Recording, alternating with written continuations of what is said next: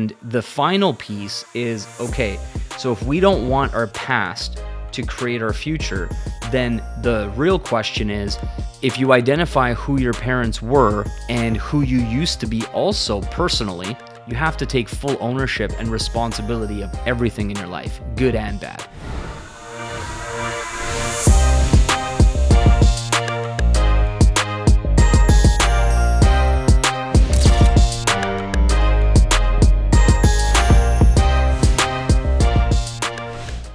Hey, what's going on? Welcome back to another episode of the Diamond Life Mentor Podcast. I'm your host, Balazs W Kardos, and today I wanted to discuss this very powerful topic around making sure that your past does not have to equal your future.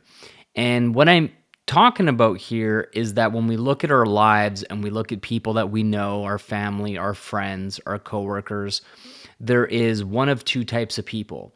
There are people that repeat the patterns of their childhood. They repeat the patterns of previous generations in their family's lineage and essentially make the same mistake again and again and again. They have similar circumstances, similar traumas. They're passing things on to their own children that their parents passed on to them. And there is this very repetitive nature of limited progress, limited evolution. And I think that that's one of the saddest realities of certain people and certain families, because we are meant to progress. We are meant to grow. We are meant to pass the baton from as far as we could possibly take everything in our own lives and then passing those lessons on to our children so they don't have to repeat those same lessons and learn the same things for themselves, but rather passing the baton and saying, this is how far I've been able to evolve. This is how far I've been able to grow. And now it's your turn to take this baton and take it much further until you have children, until you start your own family. And that's how I feel generational wealth is created, but not just in terms of money or freedom or time, but also in terms of quality of life, quality of relationships, improving your health, being able to take the most important things that truly matter and prioritizing them in our lives, in our calendars, what we do, how we do it, what we learn, what we explore. And I feel like so often people don't realize that they are repeating those same patterns because of a lack of awareness and also a lack of intentional learning and growth, so that that doesn't actually repeat itself. So I'll give you an example is when I shared my story previously on the Diamond Life Origin Story episode, there was a lot of things that happened to me in my life as a child, growing up with my family, etc. And there are many things that have happened to you also, from where you were born, how you grew up, what your parents and family's circumstances were, what your relationships were like with people that you love, and what were your voids? What did you feel like you were missing out on? And I think that often what we do is we either repeat those same things and create those same traumas, same pains, same struggles in the future. But often what happens to some individuals, which is a really small percentage of the population, I'd say probably 5% or less of overall population, is they turn that pain into their power. They really do their very best to figure out, why did this happen? What does it mean? What can I learn from this? What's the lesson? And then solving for that and filling that void with that solution. So often what happens when you hear people's stories or their autobiographies, self-made millionaires, successful entrepreneurs, all kinds of people that went on to create quote unquote success in the eyes of other people, and you dig into their past, you dig into their story, you'll often find when they were young, they came from troubled backgrounds. Maybe they were abused. Maybe they really didn't have a lot of money and things like this, or quality time with their parents, or they were growing up in a neighborhood where there was a lot of crime and gangs and drugs and all this kind of stuff. And then they turned that and said, you know what? I'm going to figure out how to not repeat this in the future and create a better reality for myself when I'm an adult, when I become a father or a parent. And I think that's so important for all of us to recognize, is that when we operate from a place of fear, we are really operating in our memories, in our past, and we feel we are worthy or not worthy based on what our past actually shows us we are capable of. So if you are going through many years of struggle or a season of challenge, and you feel like, who are you to think that you can become somebody great? Who are you to think that you can go on and become a millionaire, multimillionaire, become successful, become a leader that other people listen to and follow and so on? We usually take what we know about ourselves and our history, aka our past, and use that to determine whether or not we can be successful in the now, moving into the future. And I'm here to tell you, it doesn't have to be that way. It is an optional choice that you have. And when we can look back at our mess from the past and turn our mess into our message, we can transmute so much of this so-called pain and struggle and adversity and things that we're not necessarily proud of, but they've really developed who we are. They've developed our character. They've developed our values. They've developed so much of our essence as our personality has grown, of what truly matters, right? And so from there, what we need to look at is, who do you actually want to become, and stepping into that individual now. So I'll give you some examples from my life. Up until the age of 25, as you heard in the Diamond Life origin story, I had no track record to really show me in terms of substantial accomplishments that I was capable of much. There seemed to be a pretty grim outlook on my future if all I was going to do is look at my past.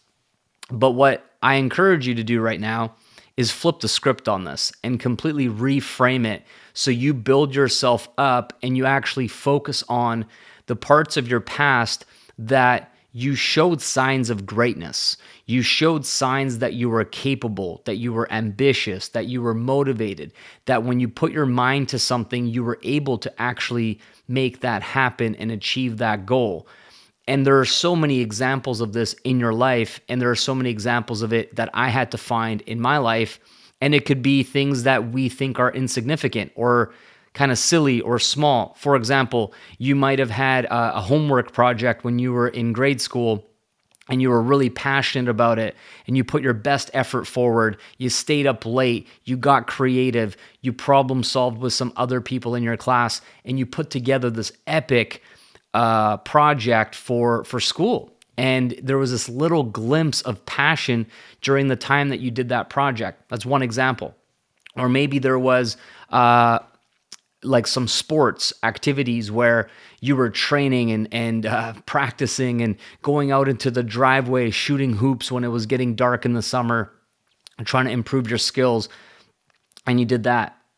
Maybe you made it onto tryouts for something, whether it was sports or something different. There are so many examples, but what happens often is we bury those things and almost believe that it was luck, it was a fluke, it was an accident. Because we've beat ourselves up so much, our self-confidence is so low, our self-esteem is so low, that we don't actually look at that as an example of who we are and who we are capable of, but we look at it as like a lucky thing that happened by accident, right? And I'm here to tell you that that's really your true nature. That is who you are meant to be. That is your optimal self that we can continue to pursue and improve in that particular way.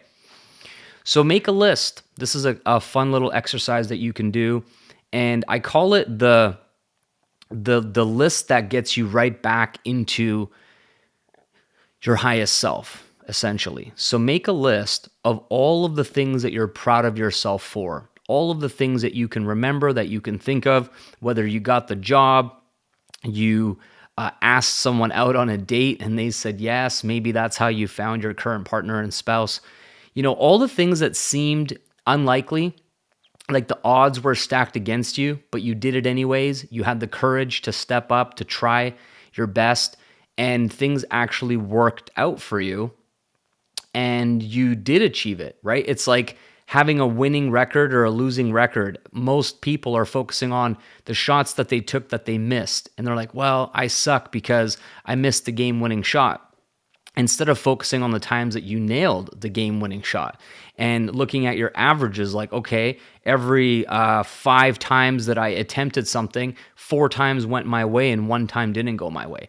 And you can actually not manufacture it because you want to be honest and keep your integrity and not make up lies, but you can reframe things to actually be empowering for you so you build yourself up instead of breaking yourself down.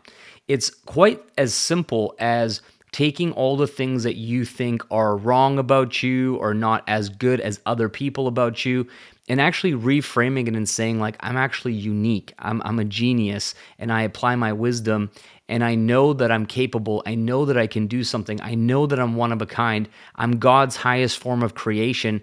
And if I just focus on that part of myself, then I can go on and do incredible things in the present, in the now, and also moving into the future. So how many things can you put on a list that empowers you and reminds you of who you truly are? That's really important. And then the next piece here is around how do we actually build up our self-confidence? How do we build up our self-esteem so that we are proud of who we are right now?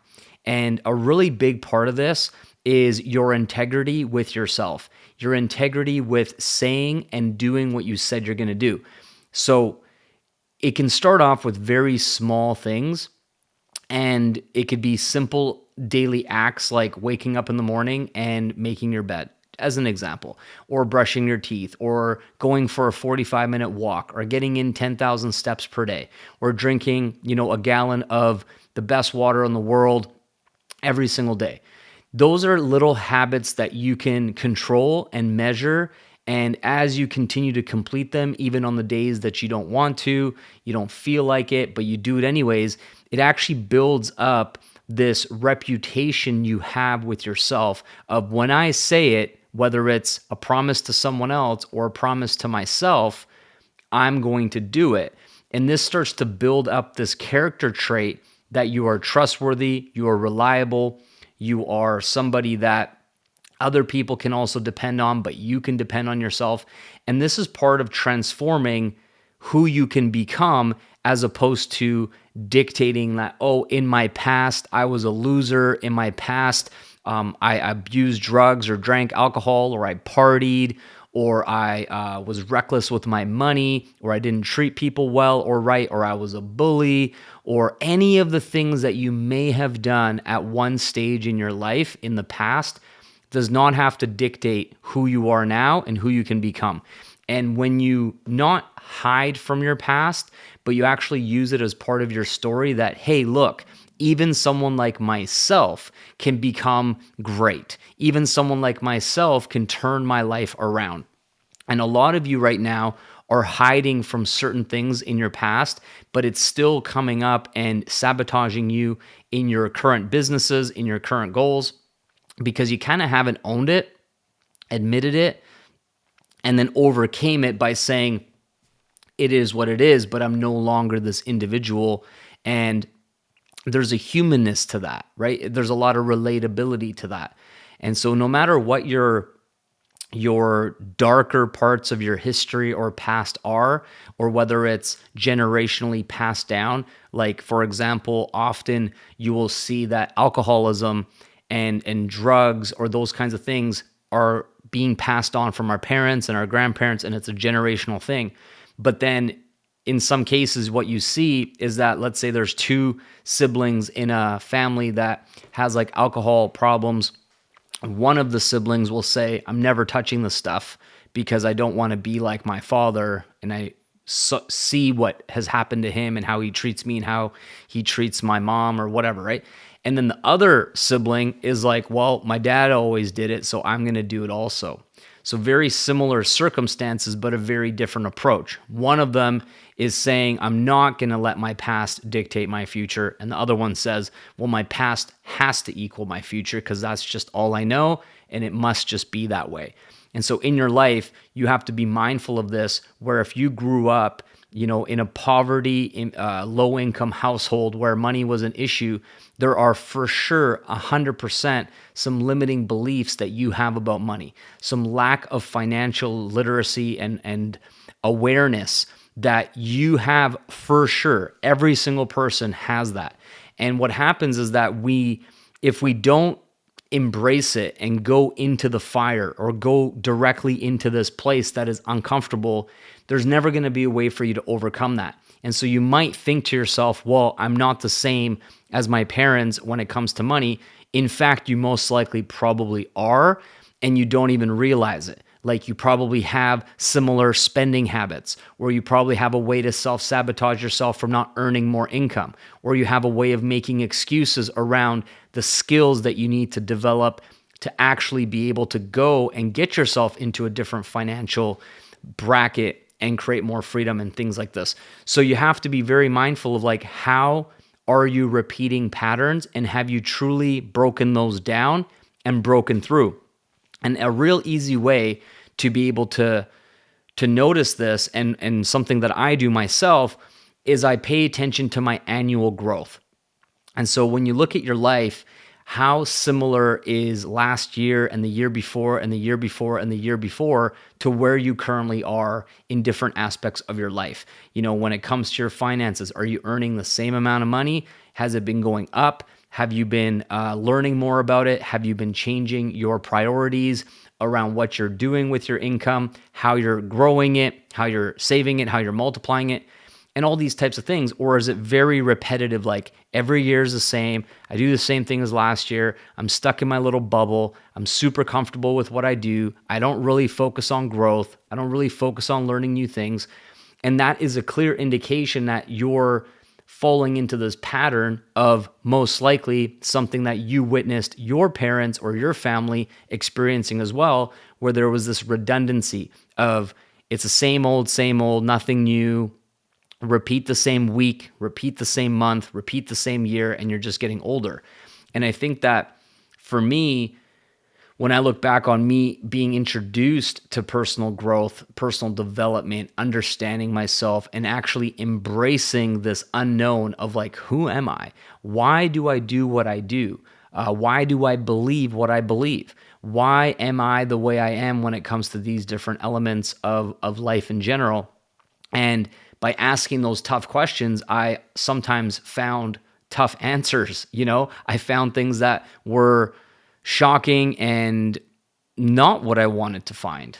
But by finding it first, I was able to go, okay, well, how can I grow from this? How can I evolve and change? So for you guys right now who are listening, I want you to think about, if you were to give yourself a score on how much you're letting your past currently rule your mind or your confidence or your belief in yourself or what you believe to be possible for your life and in the future, how much power is that having on you? Are you not thinking about the past very much at all? Is it something on your mind constantly? Are you going into certain situations or circumstances when you're making a decision of, I want to, but last time I did, it never worked out for me, so this time I won't do it? Does that make sense? So a lot of the time, we are afraid to make the same mistakes again based on the past. But if you become a new person with a new outlook, with a new set of skills, with a new perspective, then that means that you are going to show up in that decision, that circumstance, as a different person. So your past no longer dictates your self today. So I think that this is really important. And when I look at some of the things that have happened in my childhood and like throughout my life in general, I always wanted to become somebody who could avoid the same things happening to me. As an example, my dad, he passed away at 54 years old. He passed away from cancer. He wasn't very health focused. He didn't really learn that much about health. Didn't really care that much about health. He drank. I wouldn't say he was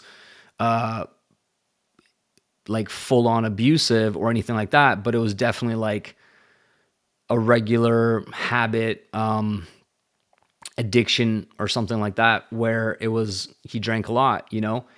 And I think that when he was eating, he didn't go to the gym, he didn't exercise, he worked like physical labor. So I mean, he was definitely burning a lot of calories and lifting stuff and so forth, but he wasn't like going out of his way. He didn't exercise, he didn't go for runs, he didn't do any sort of testing on his hormones or blood or any of this kind of thing. And so he was operating completely in the dark.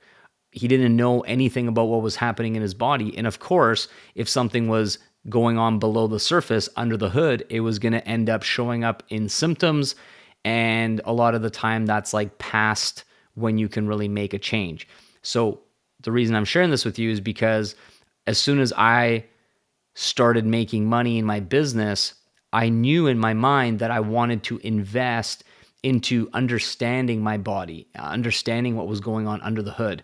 And that's why I'm such a huge health advocate now. My primary business is in the health and wellness space, where we're dealing with water. It's 70% of the health equation, and that's really important to me.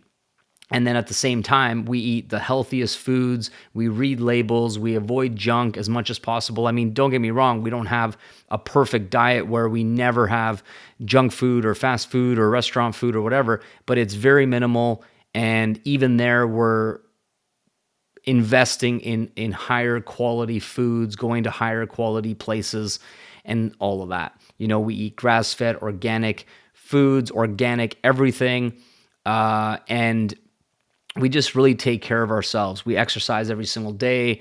We're active as a family, and we're willing to go and find out the information around like what's going on in our bodies, DNA, blood, stool, all that kind of stuff, to do our very best to know what's really happening in our systems.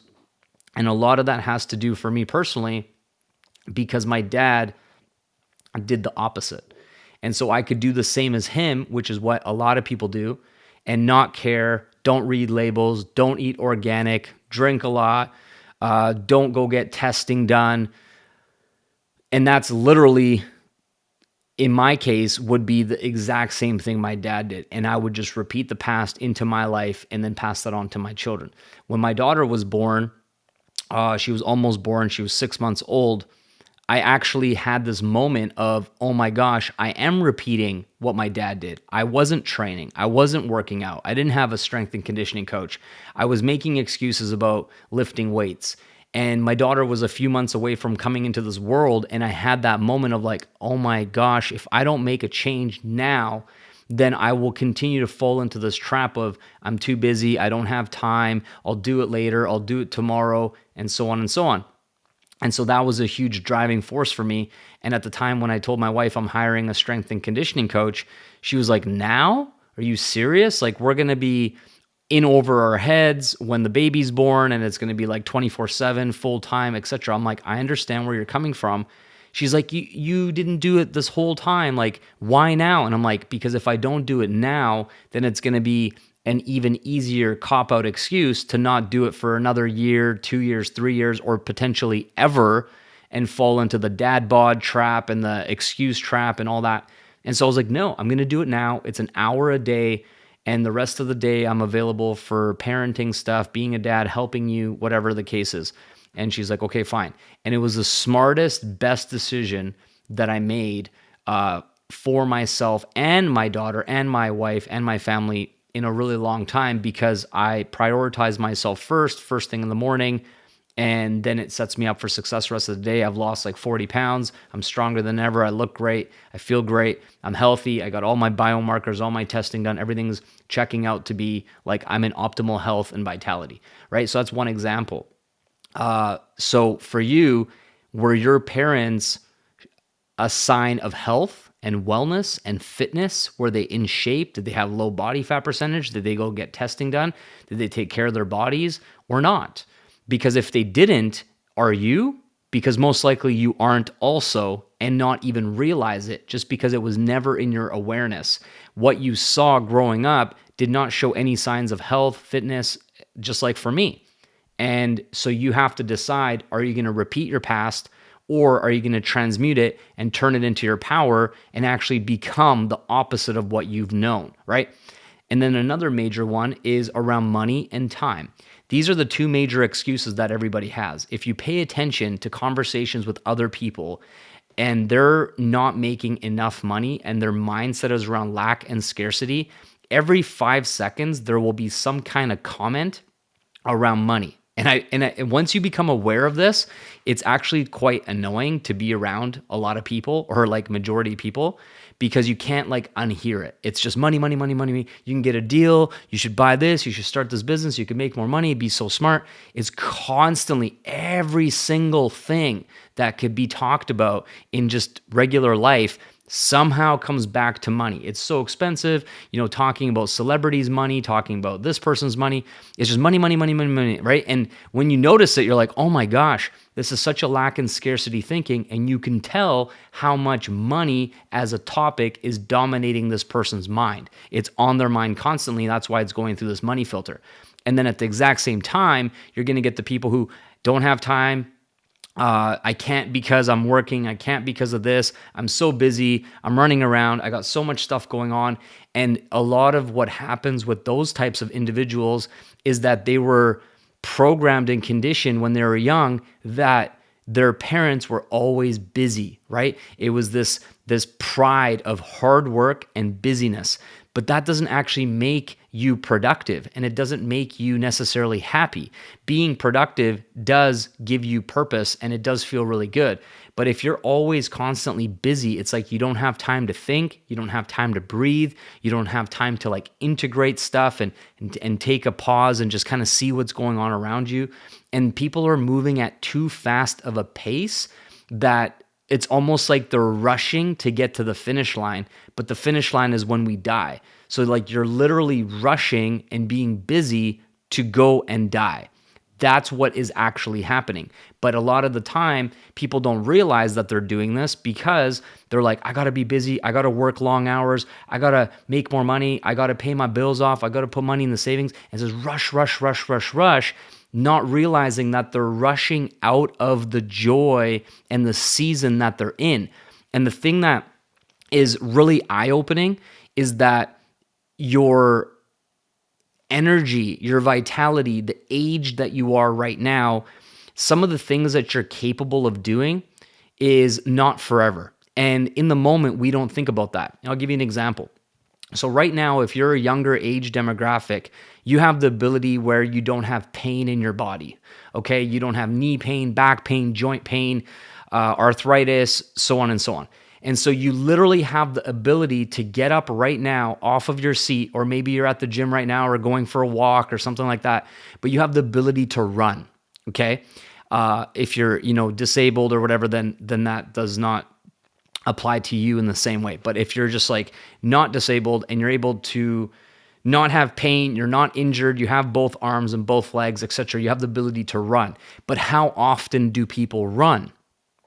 So you have this skill, you have this ability to move your body in this way, to run, to go outside for a jog, to go to the track and sprint, to just exert maximum energy and force on your body because you can. But often people don't. They sit around on the couch, they don't move their body, they don't lift weights, they don't really test what they're physically capable of, okay? And at the same time, they're so busy. They're busy with this, they're busy with that. They got to watch every single show on Netflix. They got to do this, they got whatever. And then one day, you get the knee pain, you get the arthritis, you get the, you become older, and some of this stuff starts to set in, father time starts to set in, and then you want to go for a run, but you can't. You take a couple strides and then, you throw out your hips, or you bang yourself up, or you get exhausted, or you're winded or something. And you're like, I actually can no longer run. And you see some of these elderly people out in public, and they got hunchbacks, and they got these handheld things to like assist them with walking and stuff like that. But like, I'm sure a lot of them think back man, if I could just run again, if I was young enough to go for a jog, to go for a hike, to lift some weights, to use my body in this way, man, that would be amazing. And I would do that. Okay, so this is just an example.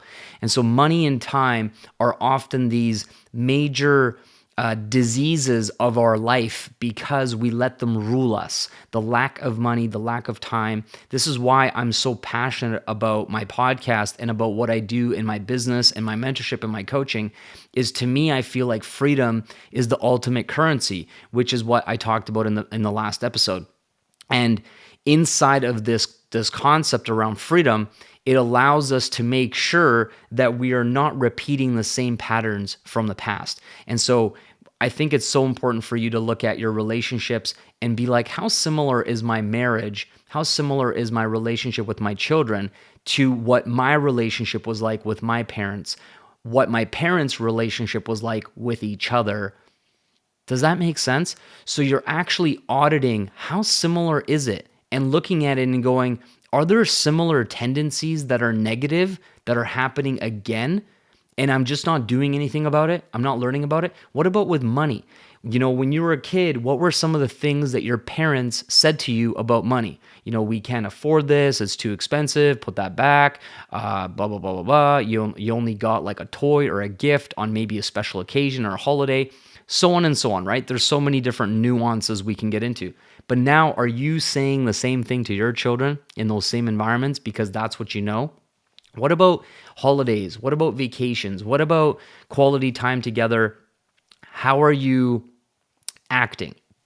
And so the overall message here is there's two sides of this. The first side of it is looking at what were your voids that you wish you had more of when you were a kid, right? Were you really wishing for more quality time? Were you wishing that, money wasn't such a stressful thing for your parents? Did you wish that you had more holidays and epic experiences of doing something new? Did you wish that you were able to be in more sports or music or arts or activities that you were passionate about because you wanted to get better, you wanted to explore? What were those types of voids in your life?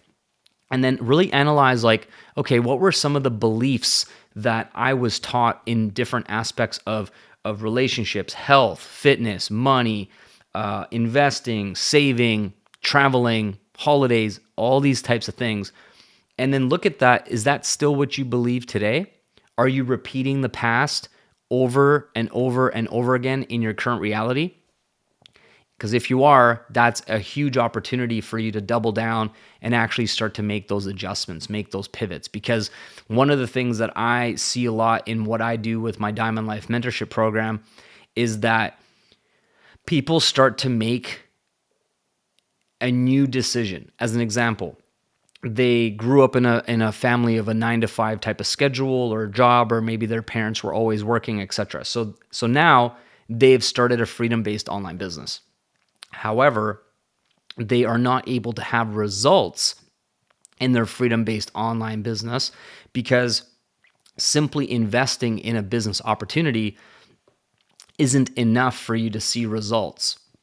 You have to shift your identity. You have to shift what you believe. You have to have a completely new mindset of someone who's an online business owner, entrepreneur, rather than an employee or someone who's self-employed from the cash flow quadrant. That identity and that growth, that evolution of how you see things, what you prioritize, what's important to you, is different than what you grew up with. And so until that transformation truly happens in your mindset and your beliefs and your values around how you're showing up, that's still not going to be successful because you're applying a framework, you're applying a mindset of an employee who works really hard, who's never around, into this business that you're trying to get off the ground and be successful. And those two things are not a match. And that's why we always talk about the personal growth being so important for you to actually be able to have success in the business side of things, right? So these are some things that you need to ask yourself. And the final piece is, okay, so if we don't want our past to create our future, then the real question is, if you identify who your parents were and who you used to be also personally, You have to take full ownership and responsibility of everything in your life, good and bad. You can't choose when you take responsibility, right? Sometimes people want to take responsibility for the good things that happen, but then they don't take responsibility for anything that negative happened to them. It was like, oh, it happened to me, and I had nothing to do with that. I was just a victim, and I was in the wrong place at the wrong time and all this kind of stuff. And it's very disempowering to believe that. You need to actually flip it around and go, what could I have done differently? How could I have handled the situation better? How could I have prevented it? How could I have seen what was coming, et cetera, et cetera? And of course, there's always going to be certain aspects of things that are like a bit of a surprise or uncalled for, but we still need to take full ownership of everything in our lives, good and bad, because then we're in an empowered state to actually be the creators of our reality, as opposed to everything just kind of happening to us, right?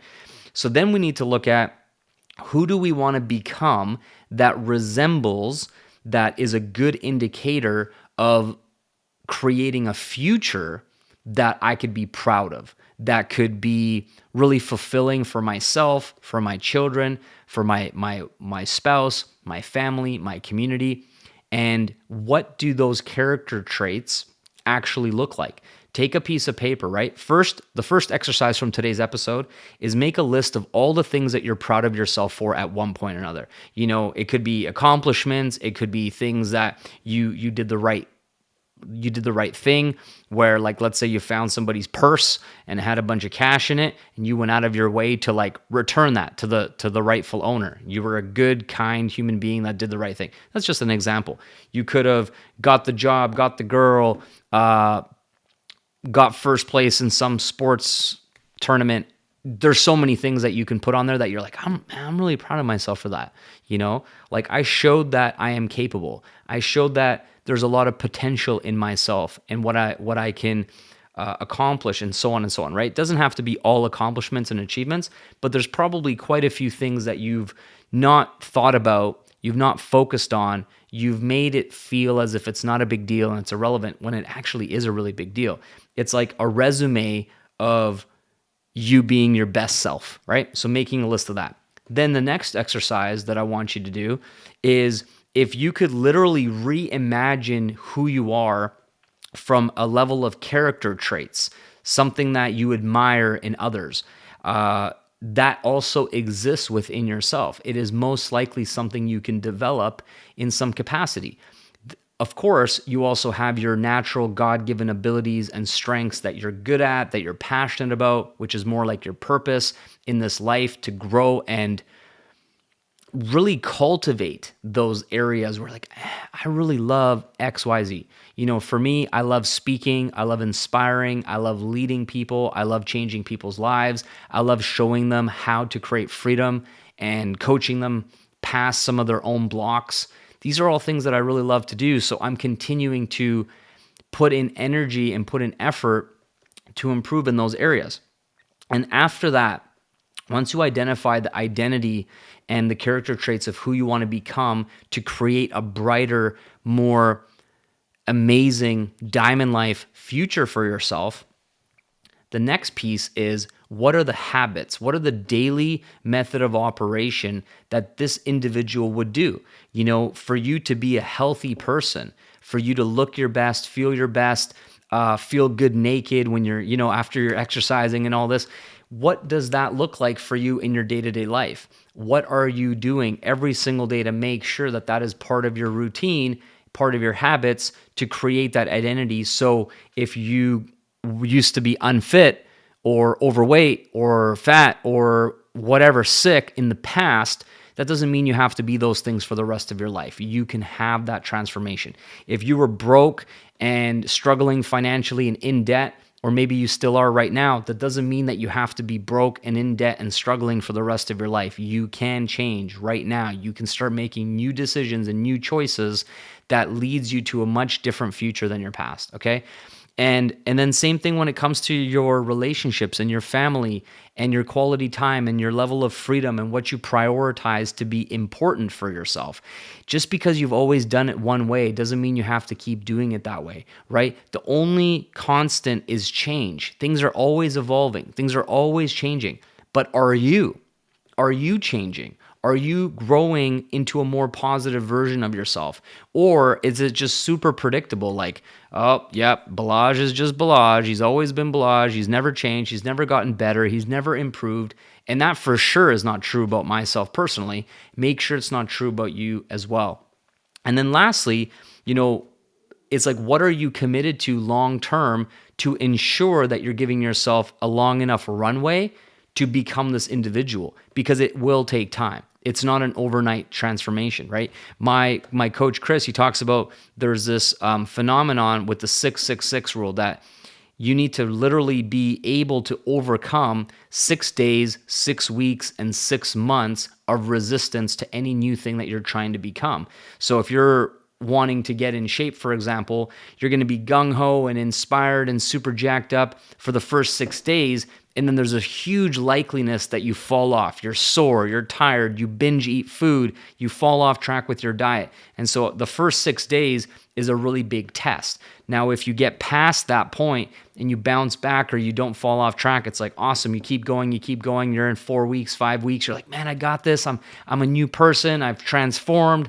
I'm never going back to who I used to be. And then the 6-week mark comes and it's another major test. And the reason why that usually is a test is because every 6 weeks approximately, there's a holiday, there's a long weekend, you're meeting up with your friends, you're watching sports, you're doing something out of the very controlled environment that you're setting yourself up for this success for 6 weeks. And then something happens, a holiday, a long weekend, something out of the usual. And that really tests you and brings you back to what's comfortable of the old you. And then if you manage to get through that, then the real test of mastery, where that habit has been dialed in and it just becomes a part of yourself and you really don't even remember, I guess, who you used to be and how you used to show up, happens at the 6-month mark. Okay? And so once again, giving yourself the grace of 6 days, 6 weeks, and 6 months in anything that you're trying to change and become is super critical. And even then, you've only made it out of like the first 6-month window, and it takes years and years and years and years to leave your old life behind. And I remember I was talking to one of my coaching clients a while back, and I said, if you've been going the wrong direction in your life, with your finances, with your relationships, with your health and fitness, whatever the category is, if you've been going the wrong direction for years, then how can you expect to go the right direction for a shorter amount of time and be ahead, right? Quite literally, if you were driving a car and you were on a highway going east for like a month or 6 months or a year or years, and you realized all of a sudden, wait a second, I'm going east. I'm going the wrong way. And you turned around. What would need to happen for you to get back on track?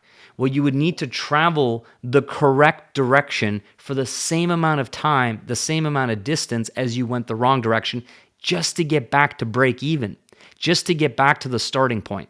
And so when we look at our lives, when we look at our childhood, when we look at a lot of the traumas that we've experienced, the bad relationship with money, the poor mindset around certain things, if we've been doing that for 10, 15, 20 years, we need to get back on track, go the right direction, and be willing to commit 5, 10, 15, 20 years to go the right direction. Now, of course, you can have a transformation faster than that. You can start getting results faster than that. You can start making money and having more freedom and quit your job faster than that. But it's the mental shift, the mental commitment of like, man, I was going the wrong way in terms of what I want to create, in terms of who I believe I am, or what I'm capable of. I was making excuses. I was playing small, and so on. I don't have to be this person anymore. But you better be committed long enough to basically reverse the damage, reverse the disempowering way you were living your life for long enough. And then what will happen, which is so beautiful, is that if you plant your flag and you look at the long term of 10, 20, 30 years, like, I'm never going back. I'm never going to be the person who wasn't exercising and eating healthy ever again. That's no longer who I am. My identity has shifted. So for me personally, I know for the rest of my life, I'm going to value health and fitness, eating organic grass-fed food, taking care of my body, exercising, all those things, forever. I'm never going back to the mistake that I made when I was first building my business and putting my health and fitness on the back burner. And then same thing when it comes to finances, and same thing when it comes to freedom and quality time and choosing my family first as opposed to my business, as opposed to making money, and so on. You have to be willing to make this shift in who you are and your identity permanently for life. And then what will happen is your past will not dictate your future. Your past will just be an example of the growth that you've experienced, who you once were, so you can never forget where you come from and go, man, that's crazy. I grew up in such a different environment than the one that I'm committed to creating for myself today and for my family into the future. And then, my friends, you're going to have the most beautiful, compelling, inspiring example as a story for other people, because you're going to be able to take your mess and turn it into your message. You're going to be able to take your pain and turn it into your power and transmute all of that into a beautiful diamond life. And that's what I wish for you, my friends. So remember, it's up to you what you create for your future. And your past is no indication of who you truly are, what you're capable of, and what you can make happen. All right? Take care, my friends. I can't wait to see you on the next episode. Bye-bye.